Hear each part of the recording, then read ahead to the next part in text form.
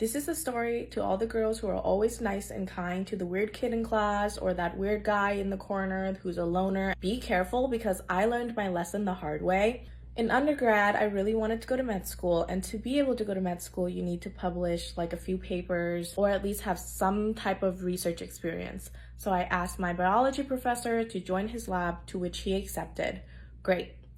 And then my biology professor introduced me to another kid who was a couple years older than me at the time. We're just going to call him Adam. He was supposed to be my research mentor, and he's supposed to teach me everything that I know.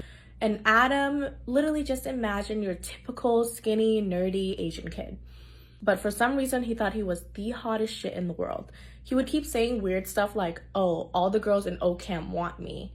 And I would be like, what do you mean they want you? Like, they probably want you to help them with OChem, because he was actually very smart, very intelligent, but he'll be like, no, they want me because I'm so hot. And I'm just like Adam, like, chill. Also, this kid has no friends, so I felt obligated to kind of be his friend, and he basically confided in me with everything. Then he started purposely scheduling our experiments so we would have to come into lab from like 9 p.m. to 2 to 3 in the morning. Usually with research, protocols can take a really long time, but you can time it out. Most people can come in from like 8 a.m. to 8 p.m. at the latest, but he was purposely wanting me and him to come into lab in the middle of the night. And that was really sketchy because I did it a couple of times. I convinced him and said, listen, I can't come in to lab in the middle of the night anymore. If that's what you want to do, you can do that by yourself, but let's time our lab better so we only have to work during the day. I basically brushed it off, didn't think about it. We only do our research during the day. This part is really important. He started talking to me about this girl that he's seeing. We're just gonna call her Bella. He asked her out on a date, and then months passed by, they started dating, and he would always come into lab and ask me like advice, like on where to take her out on dates, what they did that weekend. A new semester started. At this point, it's been like a year of him talking about Bella. I started my neurology class, to which I sat across from this girl who was very familiar, and I was like, oh my gosh, that's Bella, because Adam had showed me pictures of Bella, so I knew what she looked like. So I went up to Bella and I was like, hi, like, I'm Mukta, I'm Adam's lab mate. She was really scared, and she was like, how do you know me? How do you know what I look like? How do you know my name? Your boyfriend told me about you. Like, you guys have been dating for a year. I've heard so much about you. And she was like, Adam is not my boyfriend. Before, I've always known that Adam was a little off just because of the things that he says in lab. For example, we got in an argument one time because he just kept talking about himself so much and that other girls really find him attractive. So he gave me some examples that if he's sitting in a class and a girl's pupils are dilated, to him that means she is interested in him. Or if the girl is wearing glasses, I wear glasses, and she keeps pushing her glasses back up her nose, you're signaling to him that you're interested in him. Another signal was if a girl puts her hair behind her ear in class. Just little signals like that, that to him, it means a girl is interested in him, which is an insane interpretation. But anyways, we got into it, and I happened to wear glasses, and I straight up told him, if I wear glasses to lab and I'm pushing my glasses up my nose, it doesn't mean that I'm interested in him at all. It just means my glasses are falling down my nose. Or if I put my hair behind my ear, that means I just want my hair out of my freaking face. Backtrack to me meeting Bella in neurology, to which she said that she never went out on one single date with Adam. Her and Adam were never anything. Adam messaged her on Instagram asking her out for a coffee date, to which she either said no or she left him on red.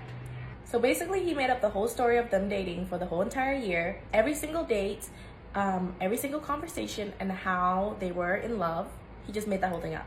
Turns out Adam was actually stalking her. She showed me screenshots of the messages that he had sent her like over and over and over, and it was something like, why don't you want to be with me? Like, one day we're going to be together again. Like, our love is too powerful. And another message that was really alarming was, I'll wait for you until one of us dies, or something like that.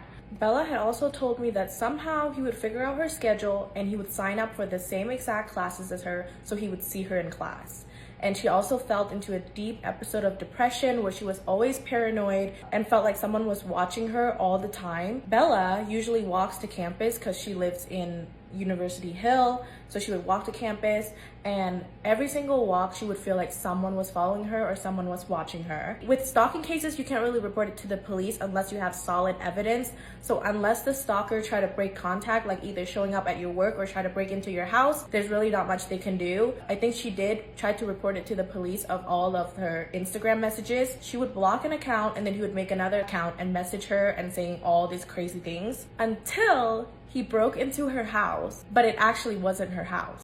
My classmate Peter didn't fit in. He was weak, introverted, and poor, often wearing the same dirty shirt for days. But there was something about his eyes. They were sharp and clear. Even when his classmates beat him up and left his body covered in bruises, you could tell by his eyes that he wasn't hurt.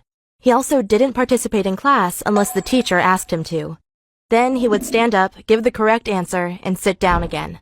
It was during summer break when I saw Peter lying on a field. I lied down next to him and asked how he was. He responded, "I'm great. It's just a beautiful day." And I stayed with him until sunset. "Don't you want to go home?" "I don't think my family wants me." "You can't stay here through the night. Why don't you come sleep at my home?"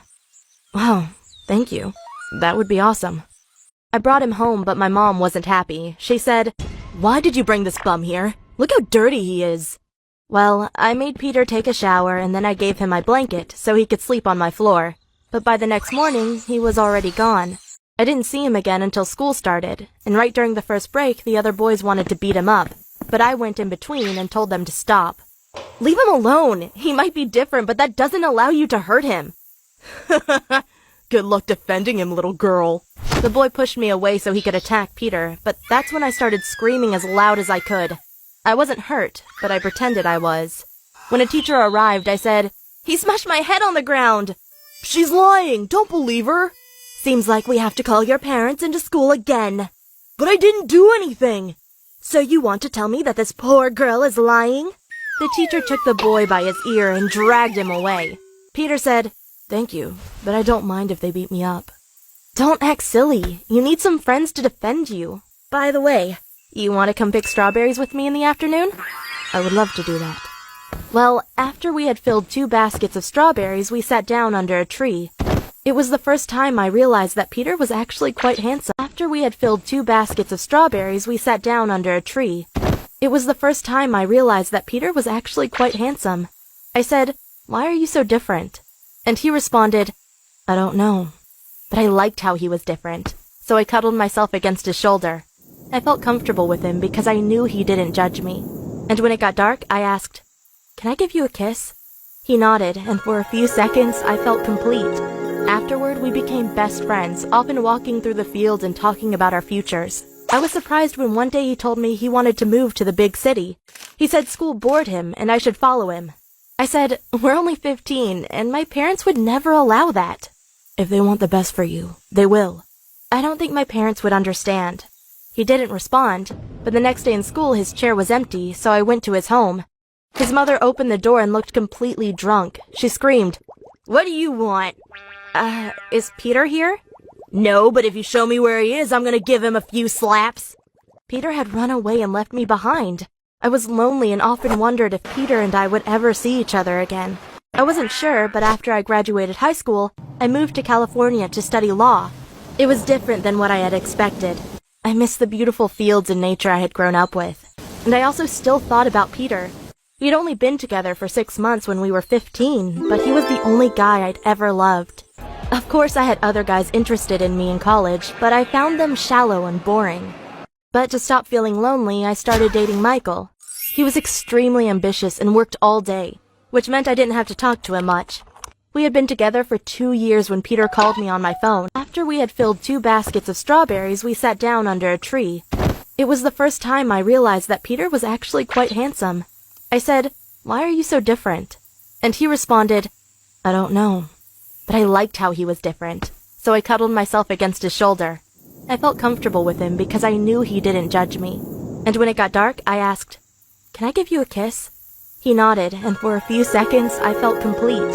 Afterward, we became best friends, often walking through the fields and talking about our futures. I was surprised when one day he told me he wanted to move to the big city. He said school bored him and I should follow him. I said, "We're only 15, and my parents would never allow that." "If they want the best for you, they will." I don't think my parents would understand. He didn't respond, but the next day in school his chair was empty, so I went to his home. His mother opened the door and looked completely drunk. She screamed, "What do you want?"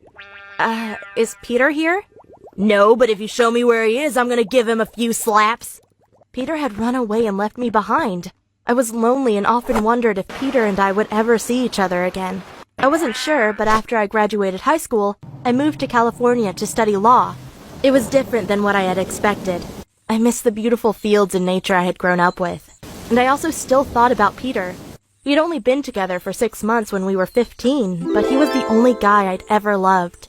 Of course, I had other guys interested in me in college, but I found them shallow and boring. But to stop feeling lonely, I started dating Michael. He was extremely ambitious and worked all day, which meant I didn't have to talk to him much.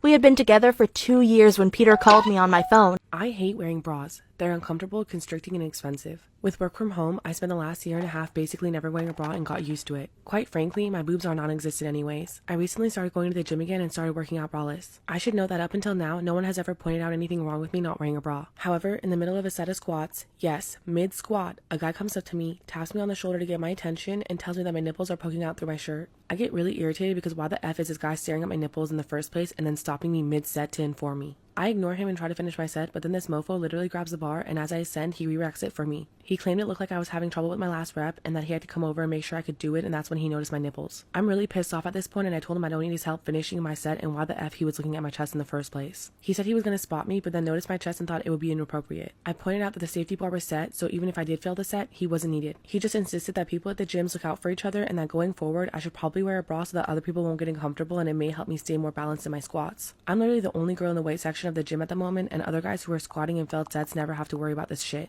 So now I'm really annoyed and also kind of uncomfortable that this guy I've never spoken to in my life thinks he's helping me and then has the audacity to tell me how to dress. So I tell him, "You have bigger boobs and nipples than I do. Maybe you should wear a bra so people won't get uncomfortable and you won't fail your squats." He then got really defensive, saying that he was just trying to help and then called me a bitch. Honestly, I'm not sure if I overreacted, but I'm still kind of pissed off, so maybe that's clouding my judgment. Am I the asshole? Am I the asshole for calling my mom a bitch after she didn't want to go to my son's birthday party because she says he's going to be gay in the future? Me and my wife have a 10-year-old son, and he's very sweet and well-behaved. He's a very good student, likes flowers, and his favorite animal is butterflies. He's always been a feminine boy, but that was never a problem to us. Recently, some issues at school are happening because of this. His classmates are calling him weird and picking on him, and his friends are being targeted by bullies, so they're distancing themselves as well. He's been really sad and lonely. 2 weeks ago was his birthday, so my wife and I made him a birthday party and invited his friends. No one came, and we tried to make him feel better, but nothing worked. He said he was upset about his friends not coming, but more upset that his grandmother didn't. I told him his grandma's very busy, but he said that she dropped everything when the birthday was about her other grandchildren. I noticed he was right. In the past 3 years, she barely visits my son and uses work as an excuse, but is always available for my nieces and nephews. I called my mom and confronted her about it. She first said it was a coincidence, but eventually said the reason she wasn't visiting was because I was raising my son to be gay. She said if I made a man out of him, she'd visit more often, and I called her a bitch and hung up on her. Am I the asshole for punishing my husband for throwing away my dinner? My husband, 33, and I, 29, have been together for 4 years. Because he's vegan and I'm not, we cook our own meals. Last night I prepared dinner and sat on the couch to eat and watch TV. I heard my phone ring upstairs and went to answer it. I didn't realize I spent 6 minutes on the phone and went downstairs after the call ended and saw my husband sitting on the couch. I looked past him and saw my plate was gone. I asked if he touched it, and he said he trashed the food because it was left on the coffee table for a long time and there was a bad smell coming out of it, almost like the meat was rotting inside, and said that while making a disgusting face. I was floored and yelled at him, "What the hell is wrong with you?" He said he didn't know the food was fresh because he was in his office working. He still insisted there was a weird smell coming from the plate. I said it was none of his concern and he should have left it alone. He said his eyes got tired of working and he wanted to watch TV, but I decided to leave my meat laying around for him to feel disgusted knowing how he reacts to being exposed to meat products. He made gagging sounds, then went on about the living room being mutual space and how I disrespected him by leaving meat around. I said he eats his food in the living room and sometimes even the bedroom. He asked if I was disgusted with his cooking and I asked if he was disgusted with mine, and it just turned into a bigger argument. So I refused to do the dishes. Am I the asshole for threatening to run over my neighbor's kids' toys? My neighbor has 5 kids, all under the age of 7. The oldest daughter keeps an eye on the rest of them, and she's just a kid herself. The kids are sweet, but my neighbors have no respect for other people's spaces and allow their kids to keep their bikes, scooters, toys, and even trash in other people's driveways or lawns. The youngest threw toilet paper all over people's yards, and when it rained, it got mushy. A neighbor asked him or his mother to pick it up, and his mother just ignored it. One morning, they had like 3 to 4 bikes just scattered across my driveway. I yelled to the mother that I might run over the bikes. Can you please come move them?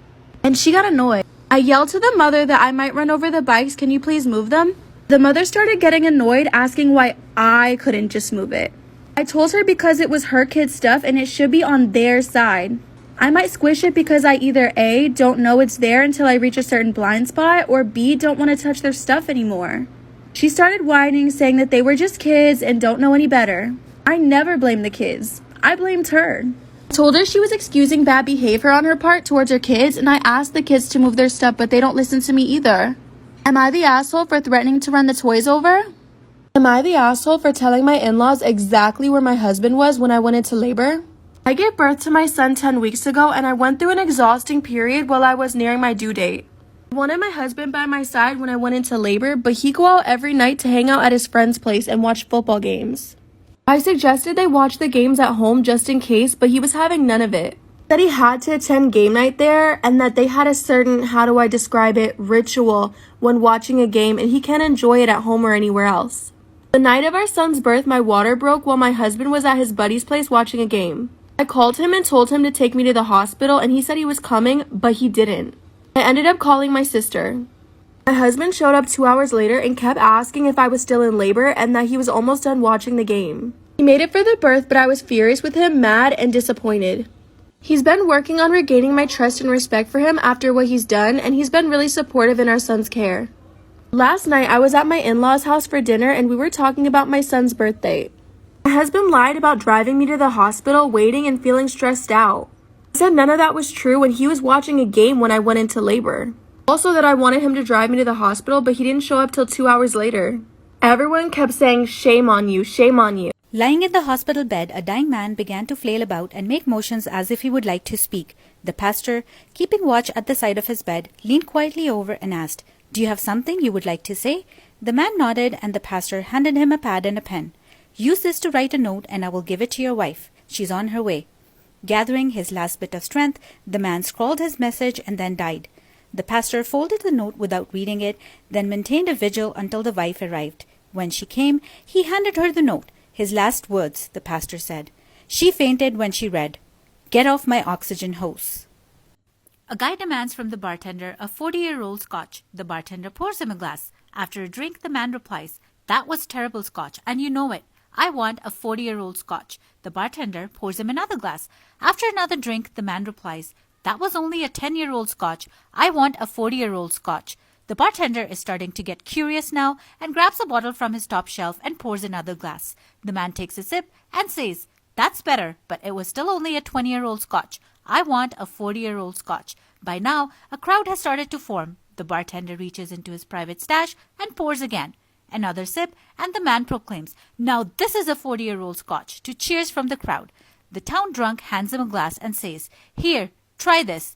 Unruffled, the man smiles and takes a sip and immediately spits it back out. "Good God, man, that's piss." "Right," exclaims the drunk. "Now, how old am I?"